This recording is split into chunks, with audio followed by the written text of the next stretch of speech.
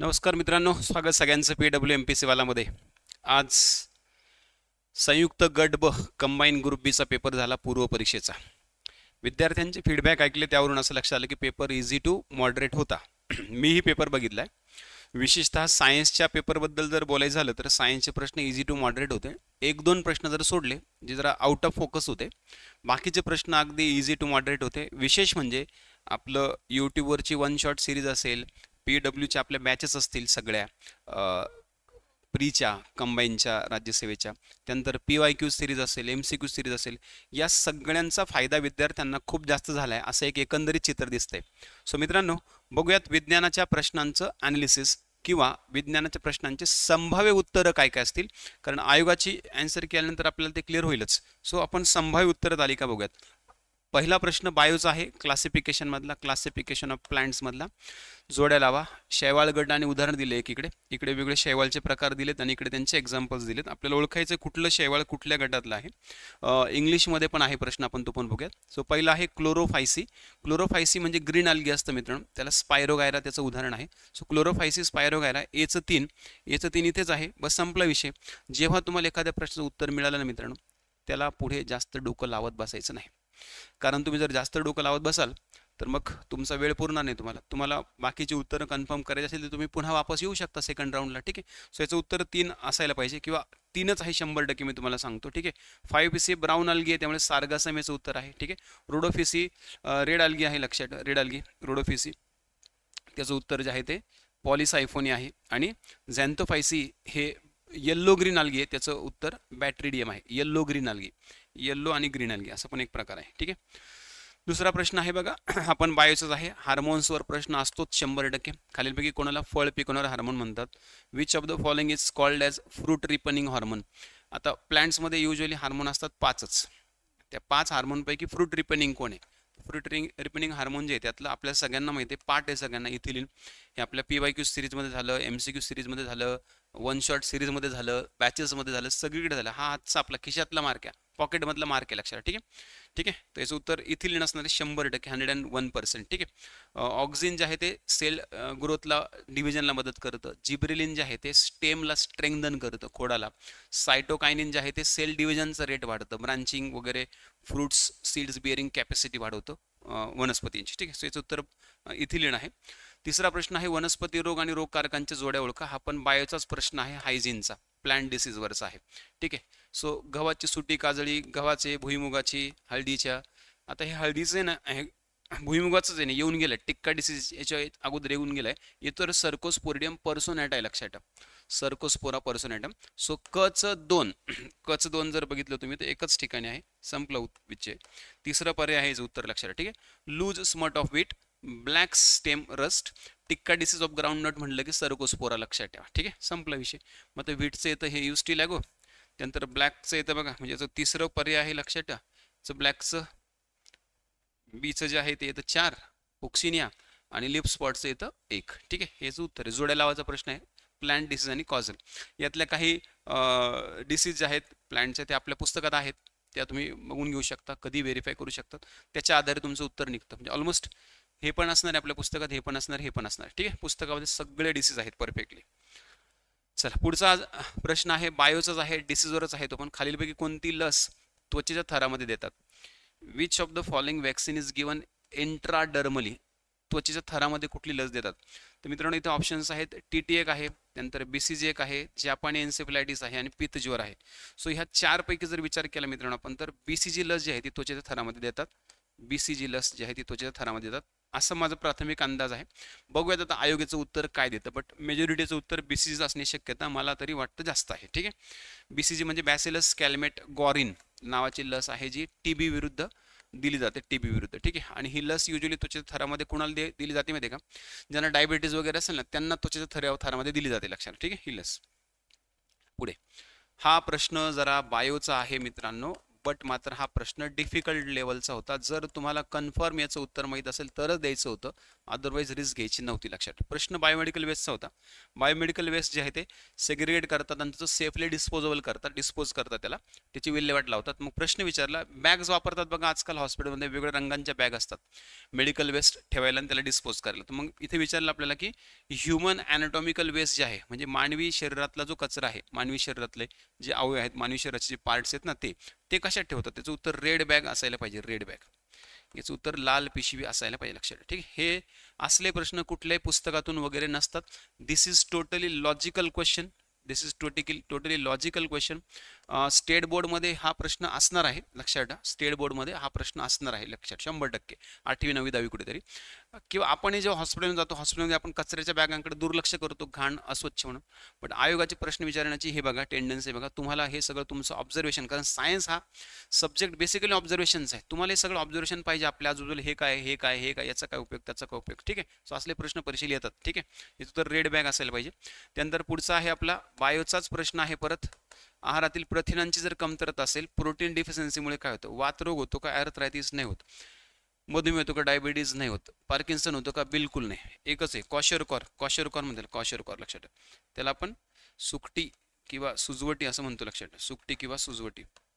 Protein डिफिशियन्सीमुळे सुजवटी होतं आणि protein, fats आणि कार्बोहायड्रेटच्या डिफिशियन्सीमुळे युजली मॅरेस्मस होतं. मॅरेस्मस तिघांच्या डिफिशियन्सीमुळे त्याला सुकटी म्हणतात, त्याला सुजवटी म्हणतात. ठीक आहे. हा कुष्ठरोगाचा एक प्रकार आहे. सॉरी, काय म्हणतात त्याला, कुपोषणाचा एक प्रकार आहे. कुपोषणाचा. It is a kind of malnutrition. लक्षात ठेवा, माल न्यूट्रिशनचा प्रकार आहे. ठीक आहे. नेक्स्ट पुढचा प्रश्न पुन्हा बायोचाच आहे मित्रांनो. Classification of animals. सस्तन प्राण्यांची लक्षणं टिंबटिंब असतात. मॅमल्सचे विचारलेत कॅरेक्टरिस्टिक्स. मॅमल्सचे आपण इंग्लिश प्रश्न बघूयात. The following are the characteristics of mammals. Hair present on the body. Yes, correct. मॅमल्सचं जे एक्झोस्केलेटन असतं ते हेअरी असतं. लक्षात. ठीक आहे. बाहेरचं आवरण, बॉडी कव्हरिंग जे ते. 3 chambered heart. No. 4 chamber heart. पहिलं ए करेक्ट आहे आणि बी इनकरेक्ट. म्हणजे ए करेक्ट आणि बी इनकरेक्ट म्हणजे हे नाही आहे, हे पण नाही आहे. ह्या दोघांपैकी असू शकतं उत्तर आता. ठीक आहे. Mammary glands are present in females. Mammary gland, सस्तन ग्रंथी फिमेल्समध्ये असतात. आता मित्रांनो, सस्तन ग्रंथी फिमेल्समध्ये असतात. याच्यात बरेच जण कन्फ्यूज होऊ शकतात. लक्षात. ह्याचं हे करेक्ट आहे. सस्तन ग्रंथी फिमेल्समध्ये असतात. Males are having only nipples. लक्षात. मेल्सला निप्पल्स असतात, not memory glands. Memory glands फक्त फिमेल्समध्ये असतात, त्यामुळे हे पण करेक्टच आहे. सो ए आणि सी दोन्ही करेक्ट आहेत. सम मॅमल्स ले एग्स. यस, काही मॅमल्स जे आहेत ते एग्स लेईंग असतात, जसं की एकिडना आहे, डगबिल प्लॅटिपस आहे. सो हे पण करेक्ट आहे. काही मॅमल्स एग्स लेईंग आहेत. सो ए, सी आणि डी याचं उत्तर आहे म्हणजे पर्याय क्रमांक 4. ठीक आहे. परफेक्ट आहे. आपल्या रिव्हिजनच्या लेक्चरमध्ये झालेलं आहे. ठीक आहे. बॅचमध्ये सगळ्या झालेलं आहे. लक्षात. आणि इनफॅक्ट आपलं MCQ सिरीज असेल, PYQ सिरीज असेल, त्यात पण मी घेतलेलं आहे. चला पुढचा आहे बायोचाच प्रश्न आहे पुन्हा. पायसेस या वर्गामध्ये मासे मोडतात कारण. म्हणजे तुम्हाला फिशचे कॅरेक्टरिस्टिक्स सांगायचे. The class Pisces includes fishes because. So ते पूर्णतः जलीय जीवनामध्ये रूपांतरित झाले असतात. Yes, correct. They are completely adapted to aquatic life. त्यांची बॉडी स्ट्रीमलाईन आहे, त्यांच्या शरीरावर स्केल्स आहेत, त्यांना फिन्स आहेत पोहण्यासाठी, नाही का, त्यांना गिल्स आहेत रेस्पिरेशनसाठी. So these are all characteristics for an organism or animal to survive only in water. पाण्यामध्ये जगू शकतात असं सगळे त्यांना. ठीक आहे. 3 कप्प्याचं हृदय आहे का त्यांना? नाही. They are having 3 chamber heart. No, they are having 2 chamber heart. 2 कप्प्यांचं हृदय त्यांना. ठीक आहे. 2 कप्प्यांचं हृदय त्यांना. 2. They are cold blooded mammals. Cold blooded म्हणजे सराउंडिंग्सनुसार आपलं बॉडी टेम्परेचर चेंज करू शकतात. Yes, correct. हे पण करेक्ट आहे. हे पण करेक्ट आहे. त्यांच्या शरीरावर खवले असतात. यस, हे पण करेक्ट आहे. सो मित्रांनो, याचं उत्तर मग आता अ, क आणि ड. अ, क आणि ड आहे का? यस आहे. अ, क आणि ड. ऑप्शन नंबर 3 अ, क आणि ड. ठीक आहे. नेक्स्ट पुन्हा बायोचाच प्रश्न आहे मित्रांनो. पुन्हा बायोचाच प्रश्न आहे. हायड्राच्या नेमॅटोब्लास्टमध्ये सापडणाऱ्या विषाचं नाव काय? Name the poison found in nematoblast of hydra. मित्रांनो, हायड्राला जे ना टेंटेकल्स असतात, टेंटेकल्स नेमॅटोसाइट्स असतात, निडोसाइट्स असतात. निडोसाइट्स प्रकारचे असे फिंगर लेग सेल्स, त्याच्यामध्ये काहींना निमॅटोसाइट्स म्हणतात. त्याच्यामध्ये टॉक्झिन असतं. मी शिकवताना नेहमी सांगत असतो, जेव्हा मी हा टॉपिक शिकवतो, हा घटक शिकतो, तसं टॉक्झिन टॉक्झिन टॉक्झिन हा शब्द नेहमी वापरत असतो. मग तुम्ही जर पर्याय नीट बघितले तर इथे ग्लुटॅथॉइन नाही, मॅलेथिऑन नाही, नो पॉयझन नाही. हे टॉक्झिन आला बघा शब्द इकडे, हाय हिप्नोटॉक्झिन. याच्यामुळे बॉडी पॅरलाइज होते, बॉडी पॅरलाइज होते, शरीराला अपंगत्व होते. त्याच्यामुळे जो कोणी यांचा हे असेल ना प्रिडेटर, भक्षक यांना खाणारा, त्याने जर यांच्यावर हल्ला केला तर हे काय करतात, त्या निमॅटोसाइट्स आणि त्याच्या याच्यामध्ये पॉयझन रिलीज करतात, हे टॉक्झिन रिलीज करतात, त्याच्यामुळे तो हिप्नोटाईज होतो, म्हणजे त्याची बॉडी पॅरालाइज होते, थोडक्यात अपंगत्व आल्यासारखी स्थिती निर्माण होते. ठीक आहे, सो याचं उत्तर हे आहे हिप्नोटॉक्सिन, लक्षात ठेवा. ठीक आहे, पुढचा प्रश्न आहे केमिस्ट्रीचा. आता बायो संपले मित्रांनो. ब्रॉन्झ, सोपा प्रश्न एकदम, पॉकेटमधले मार्क आहेत आपल्या सगळ्यांना माहिती आहे. ब्रॉन्झ म्हणजे कांस्य रे, कांस्य पदक नाही का, कशापासून बनतं, कॉपर आणि टीन पासून बनतं, कॉपर आणि टीन पासून म्हणजेच तांबे आणि कथील पासून बनतं, लक्षात ठेवा. तांबे प्लस कथील पासून बनतं, तांबे प्लस कथील. ठीक आहे, चलो नेक्स्ट. पुन्हा केमिस्ट्रीचाच प्रश्न आहे, बट जरा हा ॲडव्हान्स प्रश्न आहे, डिफिकल्ट लेवलचा प्रश्न आहे, लक्षात ठेवा. झिओलाइटचा उपयोग कशासाठी होतो. मी एक जनरल प्रायमरी आता डिस्कशन म्हणजे प्रायमरी थोडंसं ॲनालिसिस केले, थोडंसंच जास्त खोलात गेलो नाही. सो त्याच्यावरून एक अंदाज काढले की उत्तर कॅटलिस्ट असलं पाहिजे, कॅटलिस्ट असलं पाहिजे. झिओलाइट हा काय असला पाहिजे, कॉमनली कॅटलिस्ट म्हणून वापरला जाणारा पदार्थ असला पाहिजे. 99% हेच उत्तर असेल, बट बघूयात आणखी काही जर वाटलं तर मी तुम्हाला तसं अपडेट करेल, टेन्शन नको काहीच.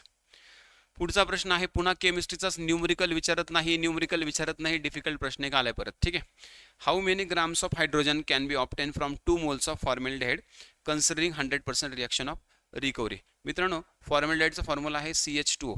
फॉर्मल्डिहाइडमध्ये 2 हायड्रोजन, लक्षात ठेवा, 2 हायड्रोजन. ठीक आहे, लक्षात ठेवा, 2 हायड्रोजन. याचं मास आहे 30. किती मास आहे, 30. सो आपल्याला विचारलं किती ग्रॅम हायड्रोजन, नाही का, किती ग्रॅम हायड्रोजन असं विचारलं ना. सो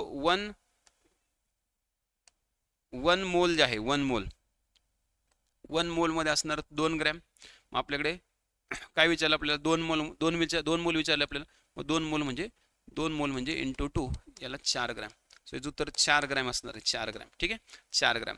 2 मोलमध्ये 4 ग्रॅम हायड्रोजन असणार आहे, 2 मोलमध्ये 4 ग्रॅम असणार आहे, 4 ग्रॅम. ठीक आहे, चला पुढे. पुढचा हा पण केमिस्ट्रीचा प्रश्न आहे किंवा फिजिक्सचा म्हटलं तरी चालतं याला. खाली विधानात चूक की बरोबर ते सांगा, चूक की बरोबर ओळखायचे. इंग्लिशवाला बघूयात. Whether the following statements are true or false. Solar PV जे आहे ना, फोटोवोल्टेक सेल, ते सोलार रेडिएशनला इलेक्ट्रिकल एनर्जीमध्ये डायरेक्टली कन्वर्ट करतात का, यस, हे बरोबर आहे. ए बरोबर आहे, म्हणजे हा पर्याय गेला. In solar thermal technology, thermal म्हणजे हीट, सोलार रेडिएशनचं हीटमध्ये कन्वर्जन होतं की, यस, हे पण करेक्ट आहे. दुसरं पण करेक्ट आहे, लक्षात ठेवा, म्हणजे हे गेलं. त्यानंतर biomass material contains nitrogen only, ना, हे चूक आहे. नायट्रोजन ओनली नाही, it has carbon, it has hydrogen, it has oxygen, it has nitrogen. So हे चूक आहे. सो मग याचं उत्तर आहे ऑप्शन नंबर 2, लक्षात. ठीक आहे, चलो नेक्स्ट. दट्ट्या, फिजिक्स आलं रे, फिजिक्स. मागचा पण फिजिक्सचाच कन्सिडर करत, कारण 3 प्रश्न फिजिक्सचे, 3 प्रश्न केमिस्ट्रीचे, 9 प्रश्न बायोचे. ठीक आहे, दट्ट्या म्हणजे पिस्टन म्हणतात रे त्याला, पिस्टन समजा, पिस्टन आहे, पिस्टन. त्याला पुढे मागे हलवून सिलेंडरमध्ये असलेल्या द्रवामध्ये कुठले तरंग निर्माण होतात. What kind of waves are produced in cylinder containing liquid by moving its piston back and forth. आणि पिस्टन आपण लिक्विडमध्ये म्हणतोय, सो लॉन्जिट्युडिनल वेव्स, अणुतरंग लहरी. लॉन्जिट्युडिनल वेव्सचं वैशिष्ट्य असं आहे मित्रांनो, याचं वैशिष्ट्य असं आहे, ह्या वेव्स जे आहेत ना, प्रोपगेशनच्या डिरेक्शनला पॅरल असतात, लक्षात ठेवा, प्रोपगेशनच्या डिरेक्शनला पॅरल असतात. ठीक आहे, पॅरल. ठीक आहे, चलो.